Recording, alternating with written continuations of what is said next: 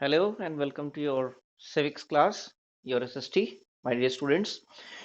Students, today we are on the final topic of the chapter which we are already discussing, that is our criminal judiciary system.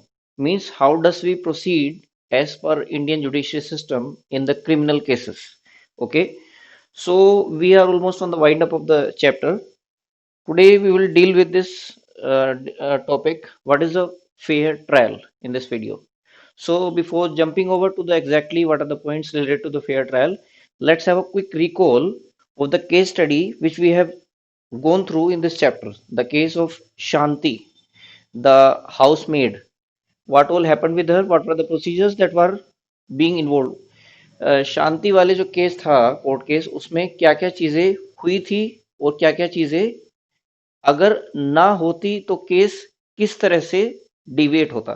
तो first of all will see कि अगर शांति का जो case हुआ था, trial हुआ था court में, whatever the things if they would not have been happened. So अगर वो ऐसे ना होती तो क्या होता। देख, let's see. First of all, she was given a copy of chargesheet and a statement of witness. अगर उनको चार्जशीट की कॉपी ना दी जाती और जो विटनेस थे केस के उनके स्टेटमेंट्स ना दिए जाते, then the case would have been entirely different. Case का कुछ और ही परिणाम होता, the result would have been different. If the trial of that case would have been at a secret place, अगर उस केस का ट्रायल किसी ऐसी जगह होता जो हिडन होती, या जहां पर शांति या सुशील, शांति के ब्रदर, प्रेजेंट ही ना होते, तो what would have been happened, क्या हो सकता था। इफ द डिफेंस लॉयर, जो शांति के लॉयर थे, डिफेंस लॉयर, उनको प्रॉपर टाइम ना दिया जाता केस डिफेंड करने का, या उनको ये अधिकार ना दिया जाता, he would not have been given the right to question the witness. जो विटनेस प्रोसिक्यूशन ने पेश पेश किए थे, मिस्टर मिसेस शिंदे ने जो विटनेस प्रेजेंट किए थे कोर्ट में, अगर उनसे क्रॉस क्वेश्चन करने का डिफेंस लॉयर को अपॉर्चुनिटी ना मिलती तो केस में क्या होता। ठीक है, but the reality was something else. We will surely discuss it कि एक्चुअल में क्या हुआ। उससे पहले एक बार ये देख लेते हैं कि what does article 21 guarantees. Article 21 guarantees that everyone has a right to life. Okay, and right to life means, see if suppose in any case, किसी केस में, किसी क्रिमिनल केस में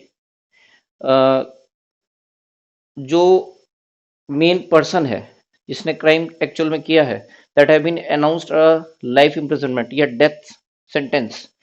तो किस केस में लाइफ इम्प्रिजनमेंट, अगर death या death sentence announce हो रहा है, दैट मीन्स उसका राइट टू लाइफ उससे वापस लिया जा रहा है। His right to life is being taken away. किस केस में लिया जाएगा? अगर पूरे उस कोर्ट केस का ट्रायल इम्पार्शियल हुआ है और फेयर ट्रायल हुआ है, only in that case a person can be held guilty and he could be announce a life imprisonment या what, डेथ सेंटेंस। अगर ये सारी चीजें इंश्योर हुई हैं कि उसके साथ ट्रायल फेयर हुआ है। अब देखिए, लेट्स सी रियलिटी में हुआ क्या।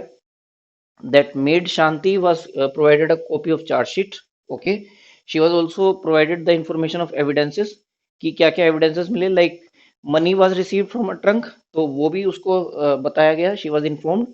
And in the court also judge was informed that money was received from her belongings. तो उससे ये शक गया कि शायद इन्होंने वो थेफ्ट किया था, वो चोरी की थी। ठीक है, ट्रायल कहाँ पर हुआ? It was in an open court, it was not at in a hidden place, it was in an open court. Fine. Sushil, her brother, was also allowed to attend the trial. उनके brother को भी permission थी उस trial को attend करने की। Open court trial में बच्चों क्या होता है कि आप किसी को भी ट्रायल को अटेंड करने से नहीं रोक सकते, बस उसको कोर्ट को एक इंटीमेशन देना होगा कि वो ट्रायल क्यों अटेंड कर रहे हैं या उनका क्या रिलेशन है उस केस से। Okay, Shanti was defended by a lawyer. Shanti को लॉयर प्रोवाइड किए गए, even though she was not so means in affordable condition, still उनको लॉयर प्रोवाइड करा गया। This was again her right. That lawyer was given a full opportunity to cross examine the prosecution. Prosecution यानी कि mister Mrs Shinde ने जो भी witness पेश किए, जो भी एविडेंसेस कोर्ट को प्रेजेंट किए, this defence lawyer was given full opportunity to cross examine that. उनके जो विटनेस थे उनसे बात करने का, उनसे सवाल पूछने का डिफेंस लॉयर को पूरा पूरा टाइम दिया, पूरा अपॉर्चुनिटी दी। Okay, so here we can ensure up to this point कि this was a fair trial. Okay, अब now let's see ahead what all is related with the points that are involved in the fair trial. So be with the video.